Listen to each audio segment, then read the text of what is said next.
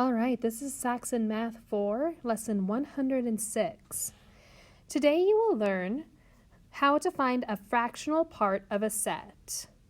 Fractional part of a set stories are like equal group stories. Let's pretend that one half of the children in our class will go to music, and the other half of the children will stay in the classroom. Let's pretend this circle is our classroom.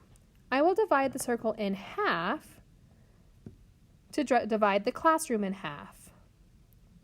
Half of the children in our room will stay and half will leave. So if we have 24 students total, how many will stay? How many will be on each side? So there will be 12 students on each side because 24 divided by 2 is 12. Okay. Now let's pretend that if there are 24 students in the class and 1/4 of the children will go to music, another 1/4 will go to library, and another 1/4 will go to computers, and the last 1/4 will stay in the classroom. So since I have 4 different locations, I'm going to divide my classroom into 4 pieces. Okay. So how many children would be in each 1/4? Well, I will take the 24 students and divide them into the 4 pieces. So 24 divided by 4 equals 6. So there will be 6 students to go to the different classes. Now let's pretend that there are 21 students in the class. And 2/3 of the classroom will go to music, and only 1/3, or the rest of the children, will stay in the classroom. So I'm going to divide my classroom into thirds, and there's 21 students total. How many children will there be in each third? Well, there will be 7 children because 21 divided by the 3 equals 7. How many students will leave the classroom? Well, I know that 2/3 are going to leave the classroom. So 7 plus 7 equals 14. So 14 students will leave. How many will be left? Well, there's only 1/3 left, so that means that 7 students will stay in the classroom. All right, so let's say that I have a bag, and there are 12 cubes in that bag, and 1/4 of the cubes is blue, and I want to know how many blue cubes there are in the bag. So let's write down what we know. 1/4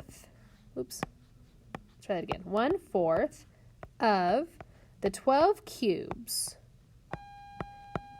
are,